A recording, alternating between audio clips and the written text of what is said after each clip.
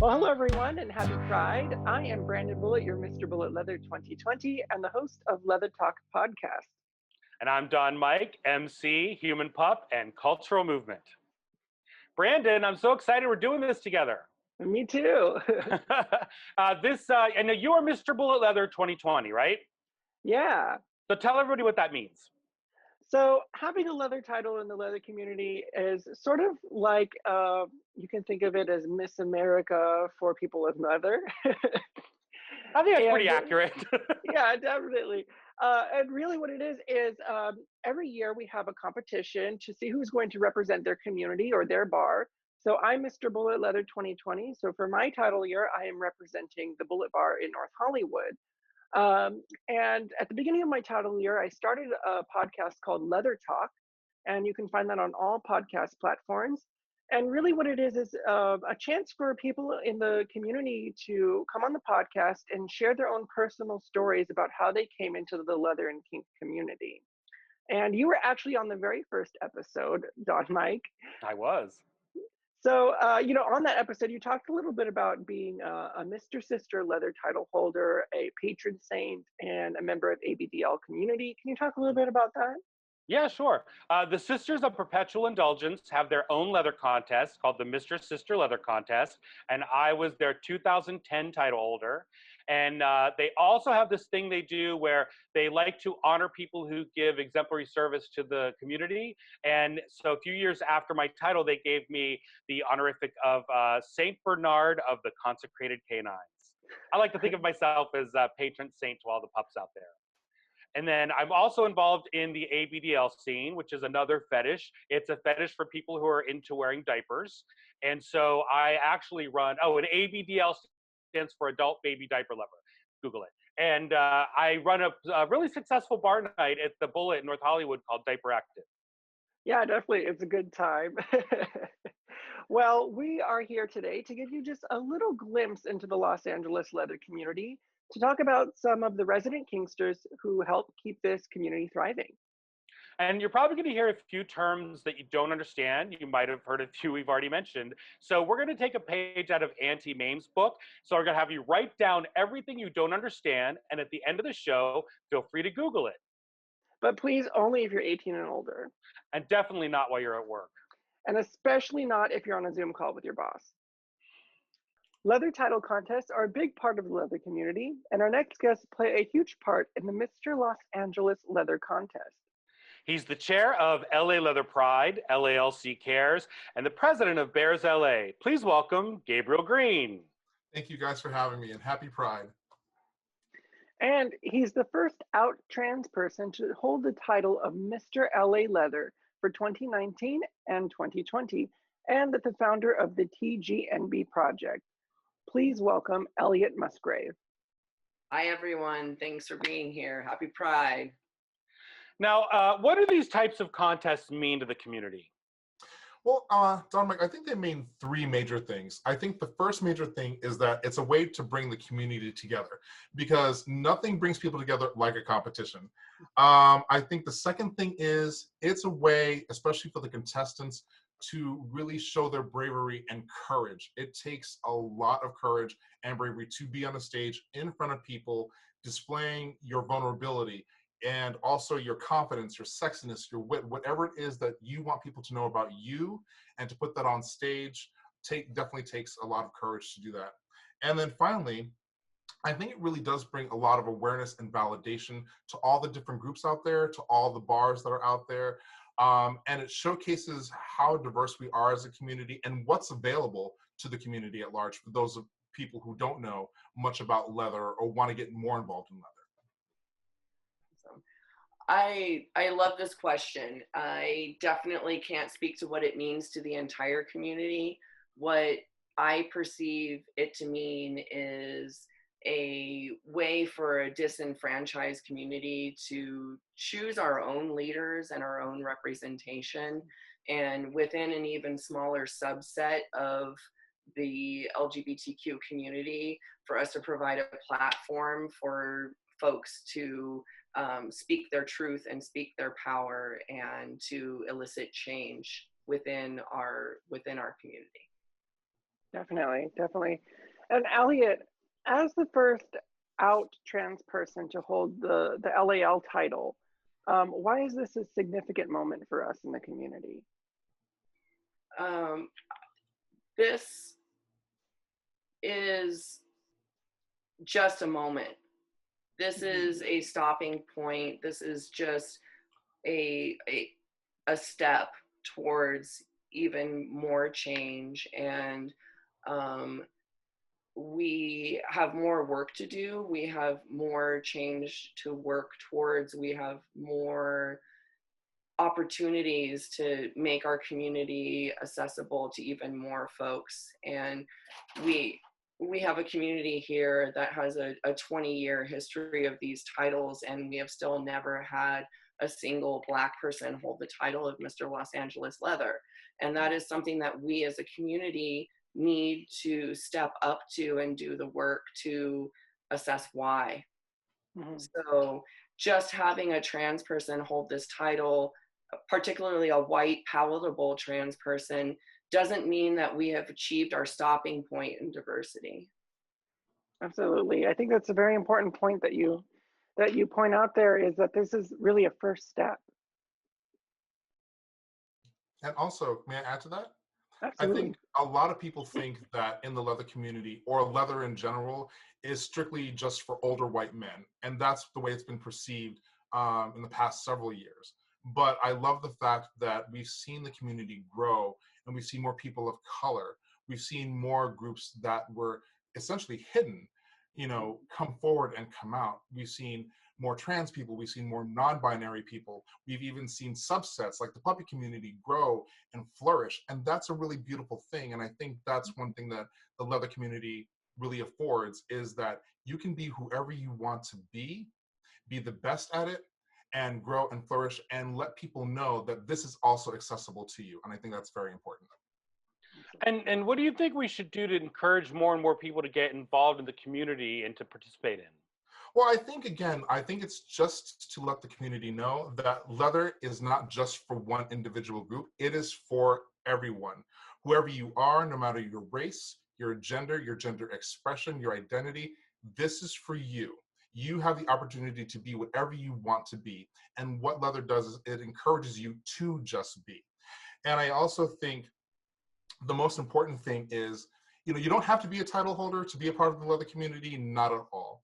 I think you can be a leader and create change just by being around and being an active member in the community, just by participating in events, encouraging people to come in, be a part of it. But I think as a title holder, if you do get that position, it is an opportunity for you to inspire people. It is an opportunity for you to get out there and be a leader and have a voice, because there's many people who don't have a voice. And you, when you get that title, have the opportunity to speak and inspire. And especially around this time, with Black Lives Matter, it is important that we have people, to look up to and to say, hey, I'm not alone. I have power. I deserve to be here. And I think that's what, the leather community really, sorry, I'm losing my words. I feel like that's what the leather community really encourages, is like, hey, I am here and I'm going to continue to fight. I'm going to continue to fight for other people. And I think that's the really beautiful thing about what we have to offer. And if we use that power wisely, we can make a lot of change happen. Yeah, absolutely. Absolutely. Well, before we go, we have a fun question for you, because as you know, competing in the leather title contest, we always have a fun question at the end. Quickly. Okay. Very quickly, which cartoon character would make a good leather person? I say Porky Pig. Why? Because Porky Pig in bondage.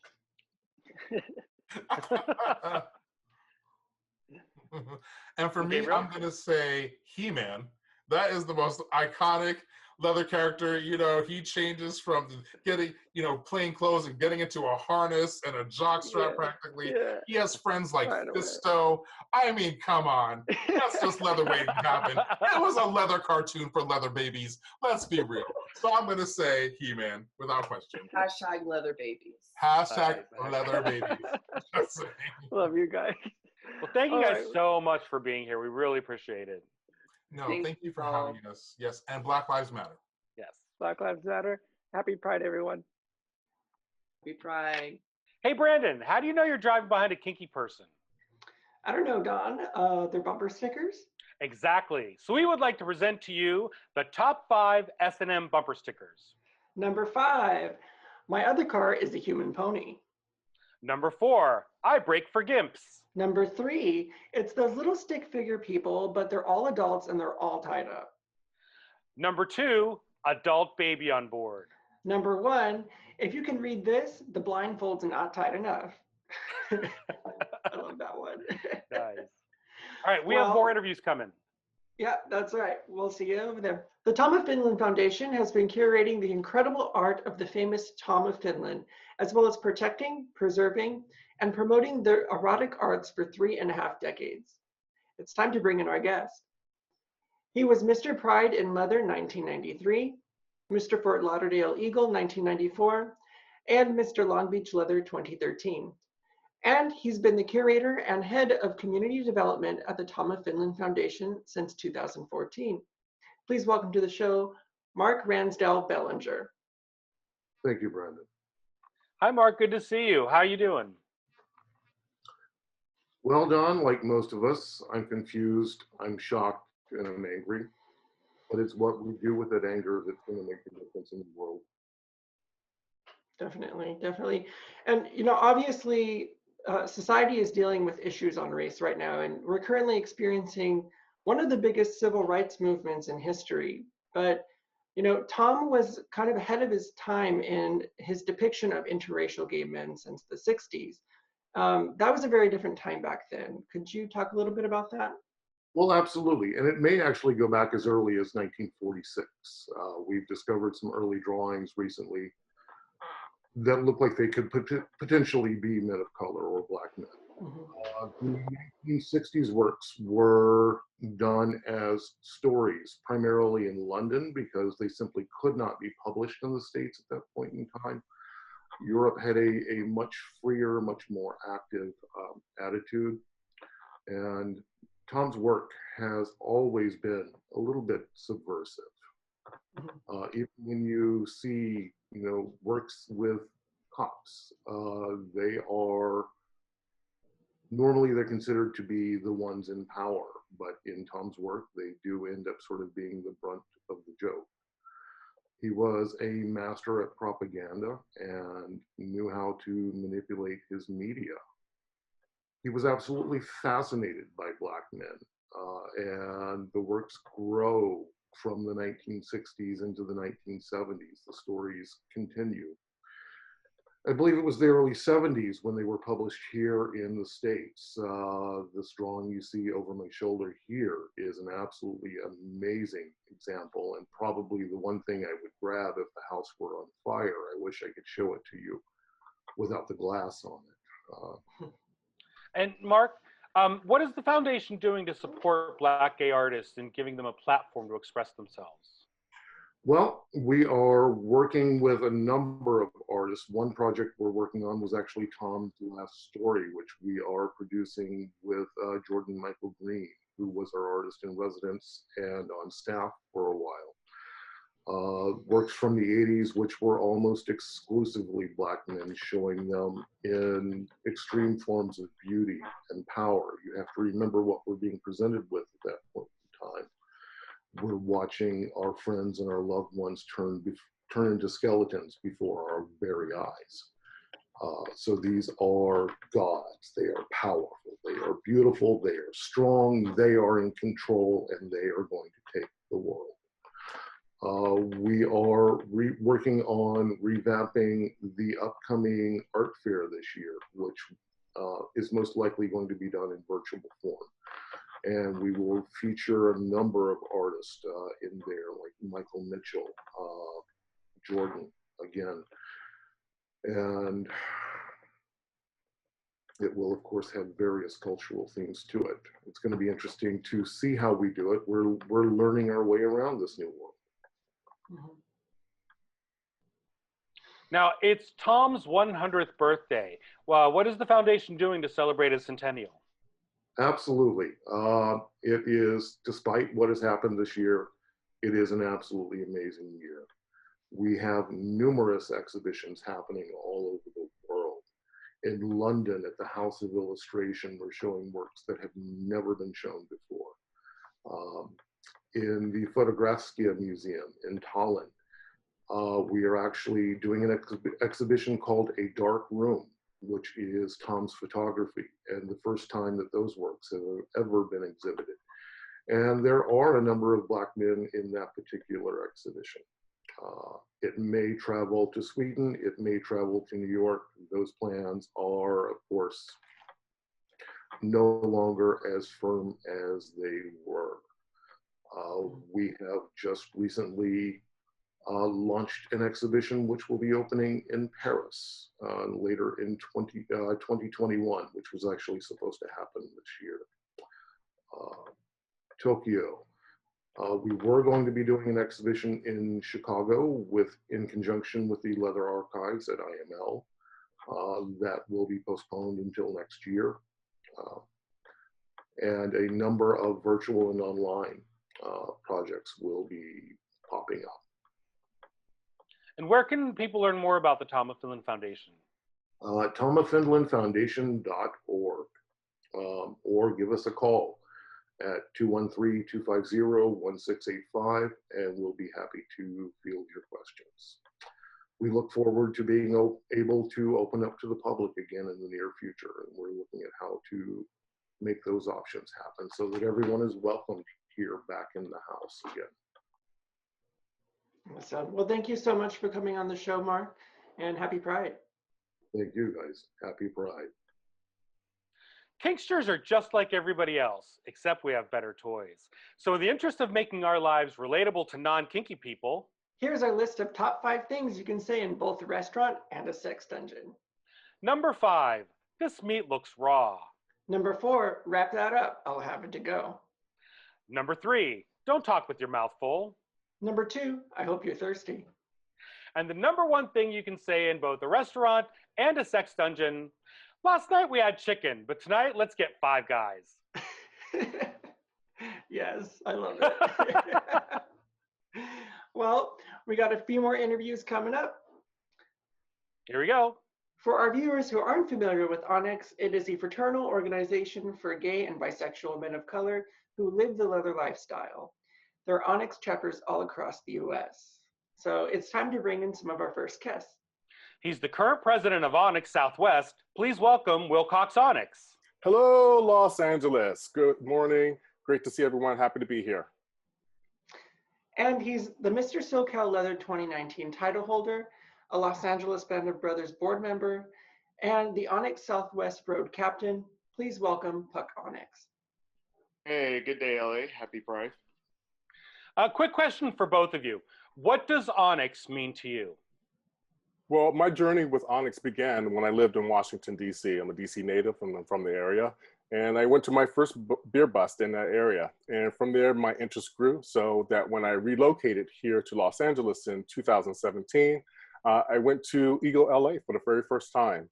I was there for a Onyx Southwest beer bust, met a lot of great people, got involved, became the pledge master and kind of rose up to be the current president. And it's been a wonderful journey. And so, yeah, I'm very excited about my connection with Onyx. And for myself, for the first time as a gay man, Onyx meant to me, for the very first time that I belonged in a community. I actually had met Wilcox here at an event, and the Onyx organization, they were so welcoming, so nice, and I just couldn't leave them alone, so they couldn't get rid of me. So that was it, yeah. Awesome, awesome. Well, these past few weeks have taught us a lot, that we still have a lot to work on to achieve social justice for people of color. And people of color have a lot of changes in this society already. What is it like for people of color who are part of the leather community? Well, for Onyx, one thing you have to remember and take into consideration is that we were founded nearly 25 years ago in 1995. And so being founded as an organization with the express purpose and mission to integrate people of color into the larger leather community, that's been part of our stated goal from day one. And so as we look at 2020 and things that are happening with the peaceful protests and people becoming more vocal, this is something that Onyx has been pushing for in our continued effort to support all social justice and equity efforts. And so our hope is that that legacy, that practice, that knowledge that we've gained over 25 years can be utilized to support not only our folks within the leather community, but the larger community where everybody has their own identity and can have voice to that identity. And how has the experience of people of color, specifically Black people in the leather community, changed over the past decade? Sure. One of the great things that I recognize and know is that having visibility is key. If you're not at the table, if you're not participating, if you're not adding your voice, it becomes very easy for people who may sit in some place of privilege to overlook certain themes and ideas that would be important to you as an individual, as a person of color. And so one of the things that Onyx does very well is to educate our members on how to get involved, how to go out and run for titles, how to participate by putting your name in just to judge a competition. As much as we do those type of things, that visibility is there and people start to consider what it's like for a person of color to navigate through the large community. And we want to continue to do that. And that's been a great benefit for all of our members. Awesome, thank you. And for Puck, how do we continue to grow the brotherhood that is Onyx? Yeah, I mean, I think it's very important, first of all, within the leather space to conduct ourselves in a way that is open, welcoming, and build that trust within the community so other people that are within the leather space that are not within Onyx can see us as an attractive organization and something that they would like to be a part of. Onyx, we do a lot of community service, a lot of community giving, things like that. So that's something that is attractive to a lot of people. But outside of the community, it's really important to be very visible, be very open, be willing to talk to people that have questions about the community itself. Because I think by paving or by laying out the path for people and showing them how what a good community space that we have, that will kind of set the path for people to come in, and then that's it creates that environment that's inviting to people. And has the Black Lives Matter movement shaped how Onyx is going to move forward? Yes, definitely. I think in a lot of ways it's confirmed what we've always known as an organization, that the actions that we take now will basically lead the path for generations coming behind us. And so as we move forward and we look at how we onboard our new members, how we engage our current members, and how we can move forward as an organization, we really are thinking towards the future. I think especially as you look at social justice and equity work, it takes a lot of personal capital to be able to shape the hearts and minds of everybody in our community. And so having a template in place, a blueprint that generations coming up can follow, it basically leaves them in a position of not having to start from step one, that we can continue to grow this work in a way that's going to be meaningful for everybody who's seeking and searching and looking for acceptance. Awesome, awesome. Well, before we go, we like to have a fun question sometimes, and as Leathermen, we get this question a lot, but if you could have any superpower, what would it be and why? Oh, well, mine is very simple. I would love to be able to do time travel. In college, as an undergrad, I studied sociology. And so I spent a lot of time looking at the social justice work in the 60s, even though I'm a 70s baby. But I do love the 60s because, you had gay rights and civil rights and the women's lib movement. And so for me, I would love to be able to do time travel back to the 60s, land at Stonewall, side by side with Marsha P. Johnson as she's throwing that first brick, and then I would throw the second brick. Nice, nice. That's awesome. I love that. Well, and as cheesy as this might sound, I mean, I wish I had the power to, grant others to see their own authenticity Because I feel like in this world, if people acted in an authentic manner and they weren't out for any ulterior motives and things like that, just think of how much better the world would be, and happiness that would come with that. And yeah, something so simple to me. Well, thank you both so much for being here. We really appreciate you being on our Pride today. Happy Pride. Thank you. Happy Take Pride. care. Our next guests are important figures in LA's women's leather and fetish community.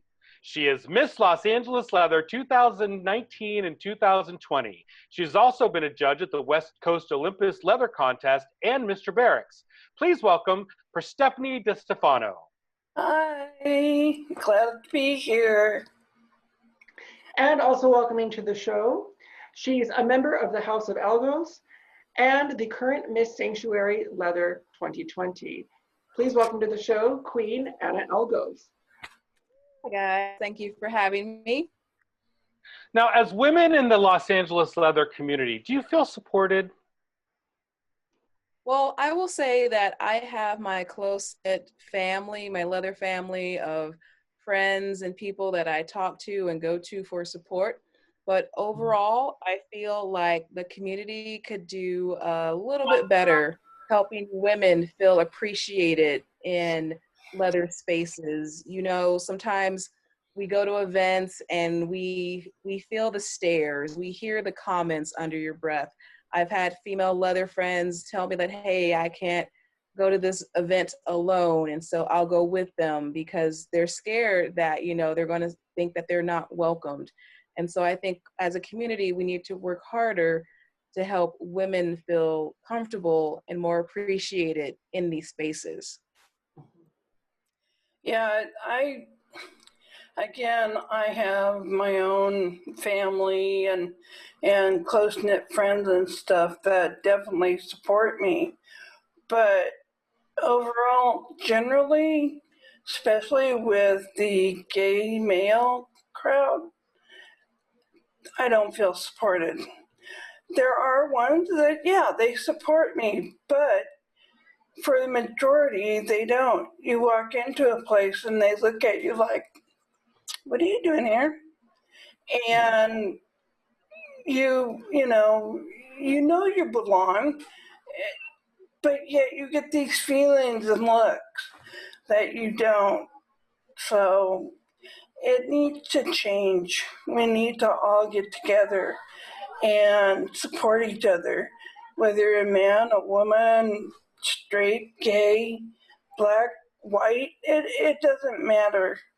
We're all leather and we're all here together and we need to support each other. Yes, and I have 3 issues in the leather community. Yes, one is about the appreciation and recognition of women. Second, I feel that we need more education on kink and leather and resources available to people. And the third one, we need to work on this anti-cis, anti-women, anti-heterosexual mentality that is so present in the leather community. And what I am doing to help with all of this, I've always been about education, even before I won my title. And so I host events at Sanctuary Studios where I host one party, Club Inferno. We have 2 parties, or 2 classes before the party. And I try to educate people on safe practices about kink. And we try to, you know, throw in some tidbits about leather. My champagne room party that I host, that's a charity event. People perform, and then the money that's given at the event is going towards charities in the community. So the LA LGBT Center, St. Jude's, we pick different animal organizations to donate to, and we just really have to educate the community and help others. And even during this pandemic, I am hosting classes online. I have 3 classes this week, and I just am trying my best to get education out there so we are better kinksters, better leather people, just better people in general. Well, I really appreciate both of your perspective. And I really, I do want to ask, for those who are curious about getting into the leather community, I know we talked about some issues within the community itself, but why leather? Why is it so special? To me, it's the camaraderie that it gives me. It's wonderful for my personal relationship because with integrity and transparency and communications and, you know, all the stuff that is involved with being leather, it really spoke to me. And it's been wonderful. I have met some really fantastic people, and that's what I believe they need to do to be able to get into the leather community and the kink community is to get a hold of people that you trust or an organization like Fetish Kink LA, mentorships. You know, have somebody mentor you on how to come into this in a safe way and a fun way, because it's about the fun. It's about getting out there and having a great time, but not hurting anybody while you're doing it. Thank you. Yes, I joined the leather community because I felt I met some wonderful leather people, and they just really accepted me, and it helped me understand that, you know, Black people have their struggles and they're still struggling, and you had you know, gay people were struggling and are still struggling, and so I just felt love the history of how, you know, everyone is just trying to come together, just to have, like, to just be equal, to just be seen, to just be heard. And I'm also kink. I'm a professional dominatrix. And so I cannot separate my leather side and my kink side. I'm both. It's just in my blood. And I feel like I feel like home with leather. But there's just a few leather family members that need a nice talking to and being educated. But, you know, we're getting there. We're making some steps, making some strides. And I really encourage, if you feel like you are a woman and you want to be in leather, you go for it. You find people that you can connect with. Yes, like Persephone said, look on FetLife, vet people, and just do your best to, you know, live your life and be you. And besides that, it smells great. It really does. I love it. Well, thank you guys so much for coming on the show. Really appreciate you. And I like to say on my Leather Talk podcast, stay safe, stay healthy, and always stay kinky. Yeah. Wow, that was so amazing to be able to talk to Queen and Algos and Persephone. Like, what a fresh perspective, I think, for a lot of us, especially in the leather community. Oh, yeah. Yeah, and you know, while we're on the topic of what leather means, you know, to us, Don, what does leather mean to you? Well, when I was growing up, I always felt like I was sort of different from everyone around me. I didn't quite realize I was gay, but I knew I was different. And then after I came out and I started getting involved in the local LGBT community in Pittsburgh back in the 90s, I still never felt like I belonged.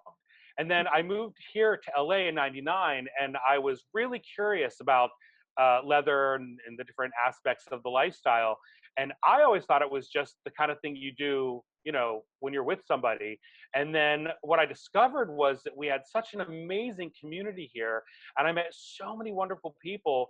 And the thing is that we all have the same vision of the kind of lifestyle we want to lead and how we interact between our relationships and our friendships. And it's a very, we act on a very deep level with each other, and it was the first time ever that I felt like I really belonged somewhere. So for me, being a Leatherman just means, you know, belonging and having that same vibe with other people. How about you? Yeah, for me, very similar. You know, coming out just in the first place is a struggle in and of itself. But you know, I think what leather really did for me was it gave me a way to really discover myself and really have the freedom to express myself in its full truth, like from the core. And again, that sense of community, what's so great about the leather community is that its outreach goes beyond the vicinity of the bar. It's a whole universal international movement of people that goes back years, and it's really a part of a huge legacy. That's really special to me. Our next guests are two leather women who advocate for accessibility within the community. Our first guest is an ASL interpreter whose leather identity is as a little. Using she, her pronouns, her passion is serving the leather community. Reopening the LA chapter of Little Scouts is her next project. Her favorite color is rainbow, her favorite accessory is a stuffy, and hugs are her primary love language. Please welcome to the show, Cuddlebug.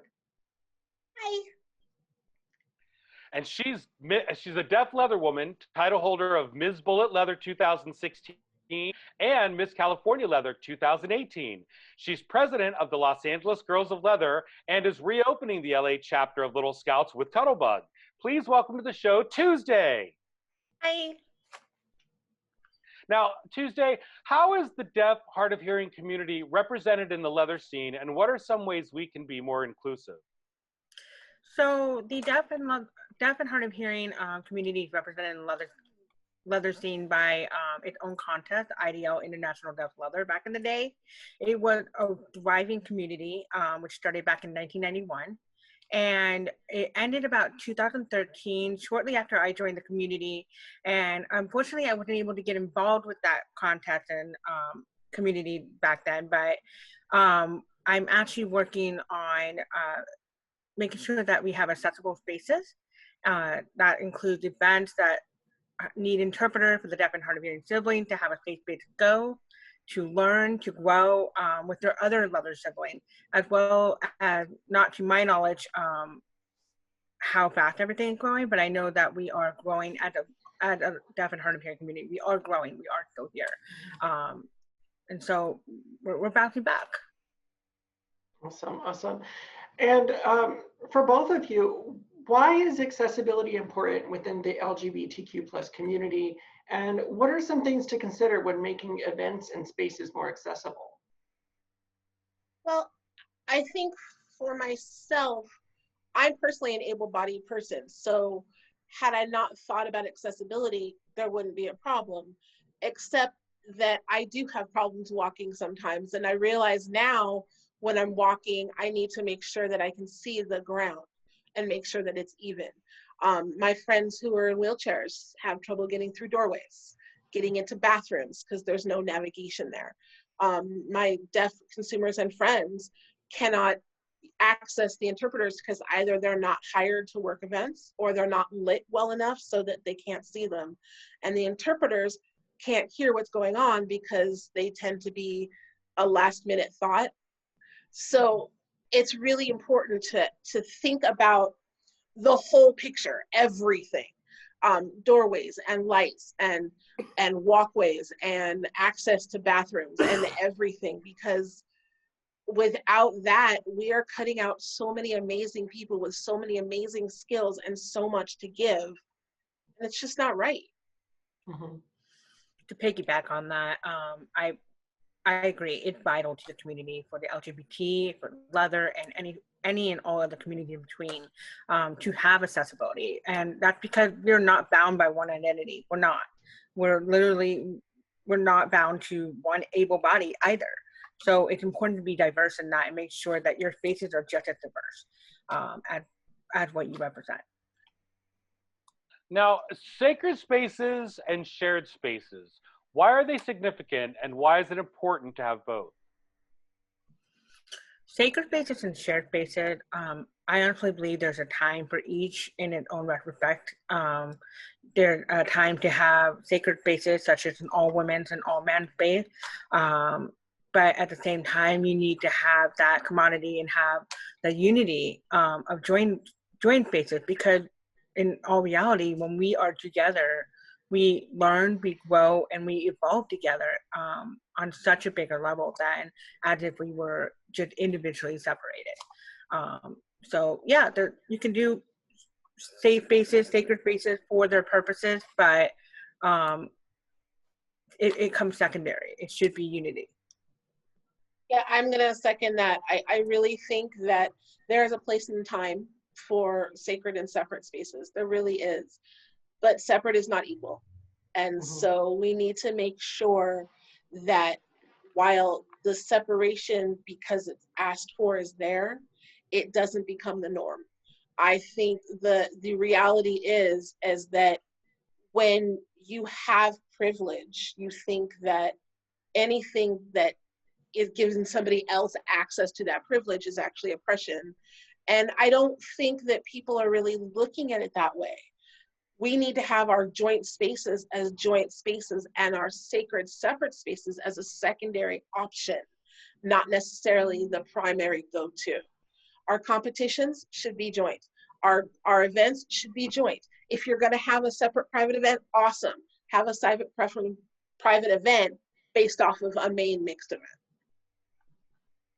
Absolutely, absolutely. Now, how do you feel women are included in these leather spaces, and how can we grow to support each other more across all genders?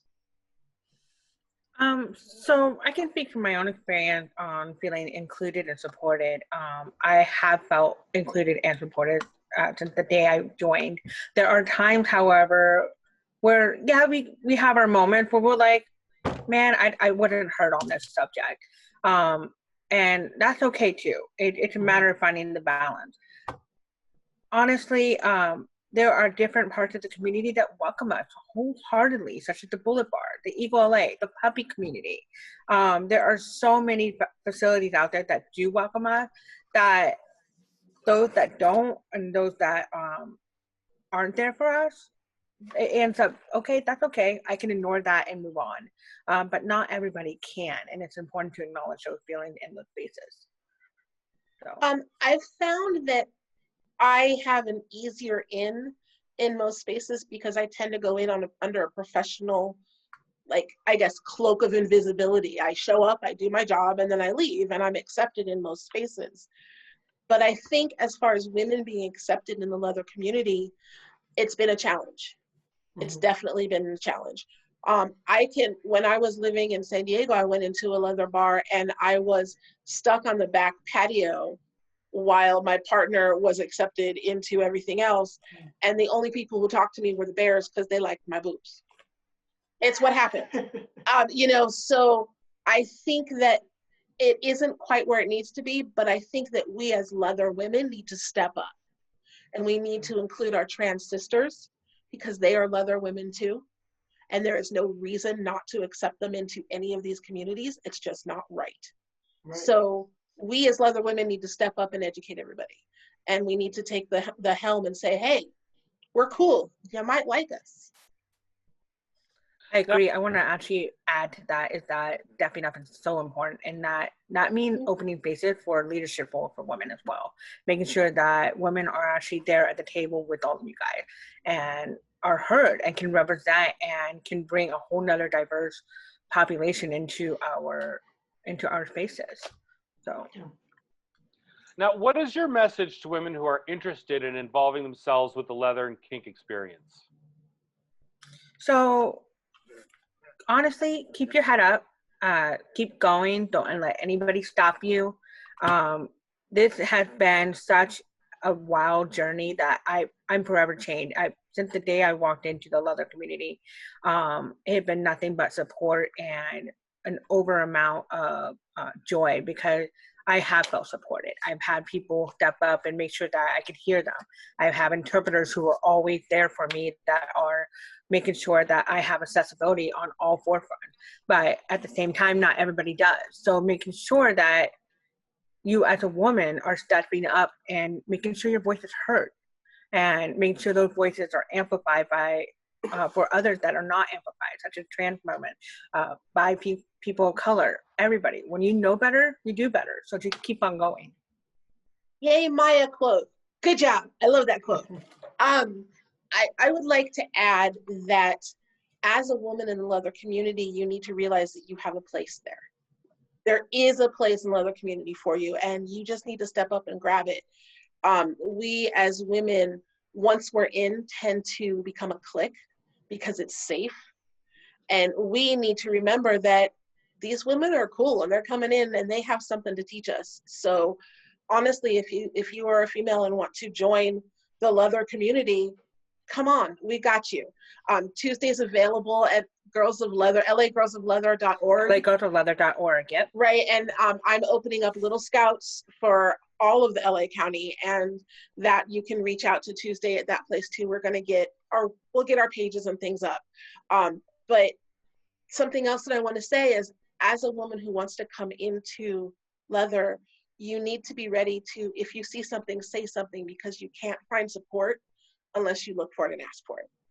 So take your classes, vet all your people, find that person you connect with, trust your gut, and then ask more questions and take more classes. Definitely. Awesome. Well, Cuddlebug, you mentioned your favorite stuffy, and do we all have our stuffies with us today? Of course. I do. Yes. Of course. I got stuffies. Thank you guys so much for coming on the show. Thank you, Tuesday. Thank you, Cuddlebug. And happy Pride, everyone. Thank Happy you. Pride. Happy Pride. Happy Pride. Wow, that was so amazing to have Tuesday and Cuddlebug on the show today. Oh, yeah. And, fun fact, if you didn't know, Tuesday is actually part of my title family. She is Miss Bullet Leather 2016, and I'm the current Mr. Bullet Leather. So we kind of have that family tie there, I guess you could say. But in regards to accessibility, I did want to thank Queen Anna Algos one more time, who really helped us put together some of these questions. And, as gay leathermen who spend a lot of time in men's spaces, we don't always have a great perspective, just to ask the right questions when it comes to other groups within our community. So I wanted to thank Anna one more time for that. Puppy play is a form of kink where one person takes on the role of canine and the other takes on a role of pup handler. Let's bring out a couple of figures from this community. He's the one who started it all, the organizer of the first Los Angeles Pup Contest, with 4 community leather titles from the Bullet Bar to International Geared Up Pup. He produces the popular Dog Pound event, as well as other fetish-related events geared towards raising money for charity. Please welcome Matthew Mullins. Hi, how's it going? And also welcoming to the show, he's the Los Angeles Pup 2018 title holder, a full member and brother of Onyx, and a self-proclaimed Trekkie. Please welcome to the show, Pup Rush. Live long and prosper, and happy Pride, LA. So Matthew, how has the community grown and changed over the years? Well, the community's been around for quite some time, just very underground at first. I feel like after we started throwing these parties, there was Lost Puppy at the Eagle, and then at the Bullet Bar there was Dog Pound. People started coming out of the woodworks really, and they started just coming really mostly for the mosh. And the mosh is basically a giant puppy play party where all the puppies get together and play in the pin and everything. And what happened after that was it turned into it kind of turned into more of a social scene, and those people who originated it kind of pulled back a little bit. And I'd say now it's actually more younger people and a lot larger. And I mean, a lot larger.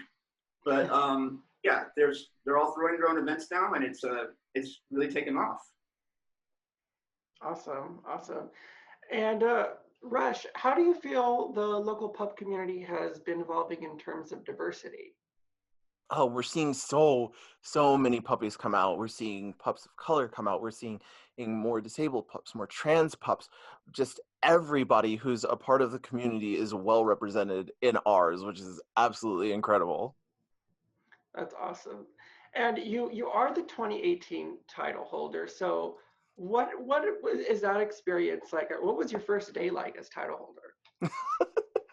Well, my first day as title holder, I sat Matthew down, told him to bring a pen and a piece of paper, and we planned out my entire year in an afternoon. And one of the big pushes that I wanted to make was to add more puppies of color on our advertisements, in our events. I really wanted to feature more diversity to reflect our community. And to Matthew's credit, he was down with it day one. He helped me make that push and stood beside me the entire way, which speaks a lot to him and the way he runs his contest. Wow, that's really awesome. And you know, so what is it like, what does it mean to you to really represent the community in this way, like as a person of color and with a title? To me, it's being able to show that we are a part of this community and we want to participate, which is huge for not just me, but for everyone to be there and to be seen and be like, we're here, we're part of this community, we're with you 100%. So we need to be out there more. Like my whole philosophy with my title year was show up and show out, to show people, one, you're not alone, and two, that it's fun to be a part of this community and we welcome you. Eat at our dish and stay in the doghouse. Eat at our dish and stay in the doghouse. That's awesome. Well, you know, how can we get more involved in terms of encouraging the diversity in the pup community? Number one, we definitely need to have people of color on your advertisements. Please, please have that.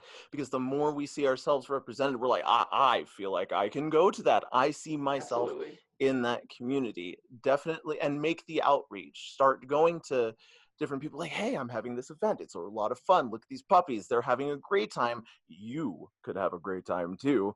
Come, well, that too, but come see, come play. We want you to be a part of this community and help it grow even bigger than it already is. Awesome. So beautiful. I love that. Wonderful. Now, so here's a question for both of you. How do you encourage someone who's curious about exploring puppy play? I'd say just get out there to one of the events. I mean, they happen all the time. There's barking billiards every Thursday at the Eagle 562. And you'll meet them. And as soon as you meet the puppies, you'll realize that maybe you are one. And honestly, I feel like that's the best thing you can do, is just get out there and get your feet wet, your paws wet. I completely agree with Matthew. Puppy play is a very active word. It's something you got to do. It really is. And I find that there are a lot of resources online. If you Google around, you'll find a lot of places for people to explore puppy play. But it really is the physical experience that you really have to have when it comes to this kind of play, really. Now we have a fun little game for you guys. This is for those of you who've never been to a leather title contest, they always have a funny question. So this is kind of our little funny question. If you were to be a cartoon character, a cartoon pup, or any kind of famous puppy, which one would you be and why? I'd have to say Scooby-Doo, because I grew up watching him and it seems like it got a good handler on his hands there. And definitely, I'd say, yeah, Scooby-Doo for sure. It's Crypto, 150% Crypto. Like, he's the super puppy, and my entire title year was themed after being super puppy. And I firmly believe that all puppies don't wear capes, but all puppies are super. That's true. That's awesome. Wonderful. Well, thank you guys so much for being here. We really appreciate it. Happy Pride, happy everyone. to be here and happy to do this. Well, happy Pride. Happy Pride. Hey, Brandon, I have to tell you, I've had such a great time being on Leather Talk tonight. Thanks for having me be part of this. Of course. And thanks for being my co-host. Oh, of course. And you know, this actually, people at home might not realize that this program is inspired by a podcast that Brandon does. Brandon, what's your podcast called again? Leather Talk with Mr. Bullet Leather 2020. You can find it on all podcast platforms. And really, it's just a place for people in the leather community to share their stories. And Don Mike, you are the very first episode. So if you want to hear more about Pup Don, you can hear his story there on the podcast. Excellent. But, you know, it's so funny because people sometimes have this preconceived notion of what the leather scene really is from what they've seen in movies and on TV. But we're always evolving and changing and making ways for new ideas and new kinks. And Yeah, and you know, if any of this has piqued your interest, come on down to the leather bars or some of our leather events, you know, and if you want to talk to us, we're happy to answer questions. And don't worry, we only bite if we really like you. Well, we'd like to thank our guests for being here, and we want to thank you for being a part of our Pride event. I'm Don Mike. I'm Brandon Bullitt, and remember, Stay safe stay healthy. and stay kinky. All right, I think that was it.